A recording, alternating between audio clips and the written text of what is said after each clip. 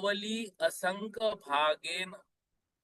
आवली असंख्य मतलब आवली के असंख्यात्वे भाग से, भागेन भाग देने पर जो भाग आए उससे, वहित मतलब उससे पुनः भाग देना है। पल्लून सायरच्छिदा। पल्लून मतलब पल्ल मतलब पल्ले को, उन उन मतलब घटाना है। उन मतलब घटाना है किससे? सायर अद्दछीदा। सायर मतलब सागर में से। तो आवली के असंख्यात्वे भाग से भक्त पल्य को सागर में से घटाने पर जो शेष रहती है राशि, नीचे के पंक्ति में देखिए, बादर ते। बादर ते मतलब बादर तेजस कायिक जीवों के ऊपर लिखा है अर्धछिदा, मतलब अर्धछेद है। अर्धछेद मतलब क्या होता है? अर्धछेद मतलब राशि को आधा आधा आधा करते चलना है। कब तक आधा आधा करना है? जब तक कि एक अंत में उत्तर ना आए। जैसे मान लो 64 है, तो 64 के अर्धछेद करने हैं। तो 64 के अर्धछेद आधा करेंगे 32, आधा करेंगे 16, आधा करेंगे 8, आधा करेंगे 4, आधा करेंगे 2, आधा करेंगे 1। इस प्रकार से ये जो है तो अर्धछेद होते हैं। ऐसे अर्धछेद हम करते जाएंगे तो जो है तो अप्रतिष्ठित प्रत्येक, प्रतिष्ठित प्रत्येक, बादर पृथ्वी कायिक, बादर जलकायिक जीवों के अर्धछेदों का प्रमाण क्रम से आवली के असंख्यात्वे भाग में 2 बार, 3 बार, 4 बार, 5 बार पल्ले में भाग देने से जो लब्ध आवे उसको सागर में घटाने से निकलता है। और बादर वातकायिक जीवों के अर्धछेद पूर्ण सागर प्रमाण है। मतलब देखो, एक जो कल की कक्षा में हमने राशि पढ़ी, संख्या पढ़ी थी, अब यहाँ पर सबके अर्धछेद बता रहे हैं कि किसके कितने अर्धछेद है। अब यह जो विषय है, ये विषय देखो यहाँ पर आप मतलब एक सिर्फ आसान रूप से यहाँ पर समझो। बादर अग्निकायिक जीव जो है, बादर अग्निकायिक जीवों को क्या करना है? सागर में से घटाना है। क्या घटाना है? पल्य का, पल्य को भी आवली के असंख्यात का भाग देना है। और वो जो उत्तर प्राप्त होगा उसको पल्य से भाग देना है, और उसको सागर से मतलब क्या करना है? घटाना है। ऐसे अप्रतिष्ठित प्रत्येक वनस्पति की राशि में सागर को घटाना है पल्य से, और पल्य को क्या करना है? भाग देना है आवली के असंख्यातवें भाग को घन 3 बार करने से। ऐसे बादर पृथ्वी का एक, सागर को घटाना मतलब सागर में से घटाना है पल्य का। आवली के असंख्यात को 4 को हमने अपोन कर लिया, तो उसको रेस पावर उसका होता है 4। तो आवली के असंख्यात का वो 4 जो है वो पावर। फिर बादर जलकायिक जीव जो है वो कितने हैं? तो सागर को पल्य के आवली के असंख्यातवें भाग से मतलब 5 जो है उसको पावर होता है। और बादर वायुकायिक जीवों के जो अर्धछेद है वो कितने हैं? तो बादर अर्धकायिक जीवों के सागर के बराबर है। तो ये राशियां जो है, अगर हम देखेंगे तो उत्तर उत्तर कितनी होती है? असंख्यात गुना अधिक अधिक होती है।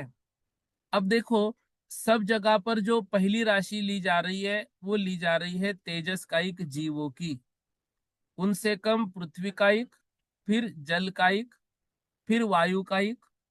और जो बादर प्रत्येक सप्रतिष्ठित और अप्रतिष्ठित वनस्पति है, उनकी राशि तो हमने कल की कक्षा में देखा था तेजस कायिक जीवों से भी कम है। ठीक है। देखो 214 में और क्या कह रहे हैं, ते विविशेषे नहिया, ते विविशेषे नहिया, पल्ला संख्येज भाग में तेन, पल्ला संख्येज भाग में तेन, तम्मा तेरा सीवो, तम्हा तेरा सीवो, असंख लोगे न गुनीद कमा, असंख लोगे न गुनीद कमा, तेवी विशेषेण हिया, मतलब वह जो राशि है वह राशि भी अहिया, विशेषण अहिया, अहिया मतलब अधिक अधिक है, विशेषता लिए हुए। क्या विशेषता है, पल्ला असंख्यज भाग में तेन, मतलब पल्य के असंख्यातवे भाग प्रमाण वह राशि आगे आगे अधिक अधिक होती है। इसलिए ये सभी राशि जो तेजस कायिक जीवों का प्रमाण है, तम्हा ते राशियों, इसलिए वो राशियां असंख्य लोगेन गुणित क्रमा, मतलब उत्तर उत्तर असंख्यात लोक गुणी है। देखो सर्वप्रथम जो बादर और सूक्ष्म जीवों का वर्णन किया, फिर उसमें बादर और सूक्ष्म जीवों में भी पृथ्वी कायिक, जल कायिक, अग्नि कायिक, वायु कायिक, वनस्पति कायिक जीवों को समझाया, उनकी विशेषता समझाई।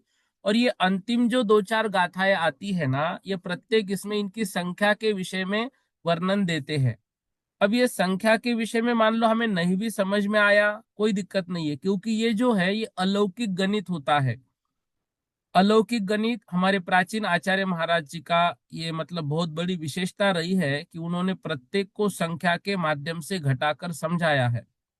लेकिन अब ये जो प्रमाण है ये वर्तमान में गणित में प्रयोग में नहीं आते हैं, इसलिए थोड़ा सा इसको समझने में कठिनता होती है। तो भी इसमें कोई दिक्कत नहीं है, ये दो तीन गाथाएं नहीं भी समझी तो कोई दिक्कत नहीं।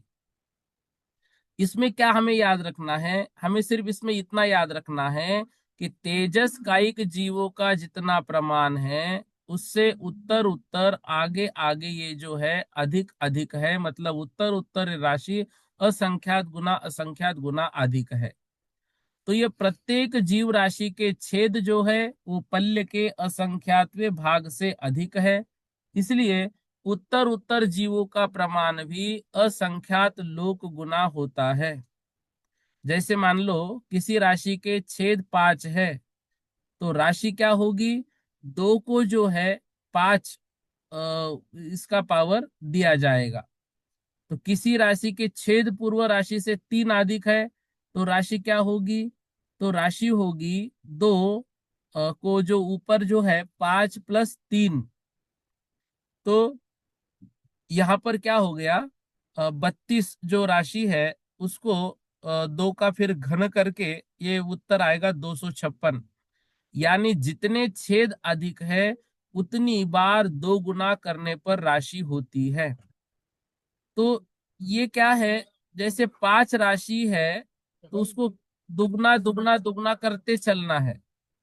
तो वो जो राशि है उसमें 2 प्लस और कर दिए तो ये क्या होता है, ये 32 जो है तो राशि यहाँ पर प्राप्त हो जाती है। ऐसे करते हुए बादर अग्निकायिक जीव जो है वो सागर से हमने माइनस किए थे पल्ले से असंख्यातवा भाग, फिर अप्रतिष्ठित प्रत्येक वनस्पति जो है उसको सागर से माइनस पल्ले के असंख्यातवें भाग से असंख्यातवा भाग, इस प्रकार से प्रत्येक में आगे आगे हमको करते जाना है, तो हमको ये राशि यहाँ पर प्राप्त होगी। कोई जरूरत नहीं। जरूरत नहीं मैम। हाँ, अब देखो ये प्रथम राशि से द्वितीय राशि असंख्यात लोक गुनी, इस प्रकार द्वितीय से तृतीय राशि पल्ले के असंख्यात से अधिक है, इसलिए तृतीय राशि भी असंख्यात लोक गुणित गुणित है। इस प्रकार राशियों को समझना है। अब देखो यहाँ पर उदाहरण माना है 65,536 का, और अवली का असंख्यात्वा भाग माना है 8, और सागर कितना लिया है? 65,05,0360। तो बादर अग्निकायिक जीवों की राशि निकाली, तो सागर हमने क्या माना है? 65,05,360। इसमें से माइनस किया 8,192, तो उत्तर कितना आएगा? 64,06,168। ये अर्धछेद राशि यहाँ पर प्राप्त होगी।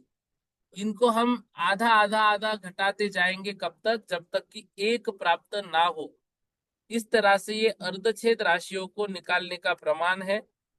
अब ये राशियां जो है परीक्षा में पूछी नहीं जाती है, इसलिए इन राशियों को याद भी नहीं किया तो भी चलता है। ये विषय थोड़ा सा कड़ा है, इसलिए इन विषयों को हमें जो है परीक्षा के दृष्टि से याद नहीं भी किया तो चलता है। ये 5-6 गाथाएं जो अर्धछेद वाली और संख्यात्मक है। अगली गाथा देखिए, 200, सागर भैया एक मिनट, 215 नंबर की। दिन छेदे नवही, दिन छेदे नवही, इट्ठ छेदे हिंपयद वीरलम भजिदे, इट्ठ छेदे हिंद वीरलनम भजिदे, लद्धमिद इट्ठ राशि, लद्धमिद इट्ठ राशि, नोन हदिये दिपय दधन, नोन हदिये हो दिपय दधन। अब देखो यहाँ पर जो देय राशि है, जो यहाँ पर भाग दिया है, तो देय राशि के अर्धछेदों से भक्त भाग देना है इष्ट राशि के अर्धछेदों का। इष्ट राशि मतलब जो राशि हमको प्राप्त करनी, वो राशि, उसको कहते हैं इष्ट राशि। तो इष्ट राशि के अर्धछेदों का विरलन राशि में भाग देने से जो लब्ध आवे, जगह इष्ट राशि को रखकर पर गुना करने से प्रकृत धन प्राप्त होता है। जैसे 2 लाख को जो है 16 का पावर दिया, तो 36, फिर इसको मतलब इसका क्या उत्तर यहाँ पर आया है? तो यहाँ पर क्या करना है? इष्ट राशि मतलब जो राशि हमको प्राप्त करनी है उसका भाग देय राशि में, मतलब उसको देय राशि से भागना है। और जो विरलन राशि आई है, विरलन राशि मतलब 64, जिसको हमने 2 को पावर दिया था, तो इष्ट विरलन राशि के छेद में 65,536 के जो छेद है वो कितने होंगे? 16।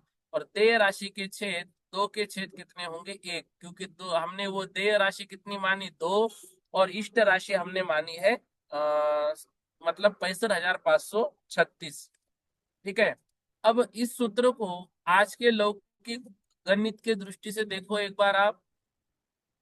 64 को डिवाइड किया है 16 से, 16 को डिवाइड किया है 1 से, तो 16 जो है 16 का डिवाइड 1 मतलब 16 का ही भाग देंगे 64 में।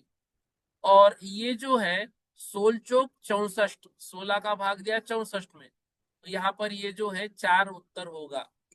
तो इस 6536 को 4 का पावर यहाँ पर देंगे। इस तरह से ये इष्ट राशि, देय राशि आदि निकालने की ये विधि है। ये विधि जो है बोलते हैं तो प्रत्येक आदर का एक जीव की जो राशि है वह राशि से प्राप्त नहीं है, मतलब सिर्फ उनके अर्धछेद वगैरह कितने होते हैं, तो परस्पर गुना करने पर बादर वायु का एक जीव राशि है वो प्राप्त होगी। इस प्रकार ये लॉग से उत्तर हम यहाँ पर दे सकते हैं। तो लॉग है, ये लॉग आजकल मतलब जो बच्चों को है विद्यालय में बहुत पढ़ाया जाता है, इसको लॉग थ्योरी बोलते हैं। आप आज ये लॉग उनको पढ़ाने के लिए कंप्यूटर की आवश्यकता होती है, लेकिन हमारे आचार्य महाराज ने नेमी चंद्राचार्य ने ये जो ग्रंथ लिखा है, ये गोमटेश्वर बाहुबली जी की प्रतिमा जहाँ है, श्रवण वहां था। और उस पहाड़ पे बैठकर उन्होंने उस समय लॉग के ये गणित जो बताए हैं, आज इसको हमें समझना भी कठिन है। उन्होंने हजारों वर्ष पूर्व ग्रंथों में ये दिया है। ये हजारों साल से हमारे जैन शास्त्रों में लिपिबद्ध है।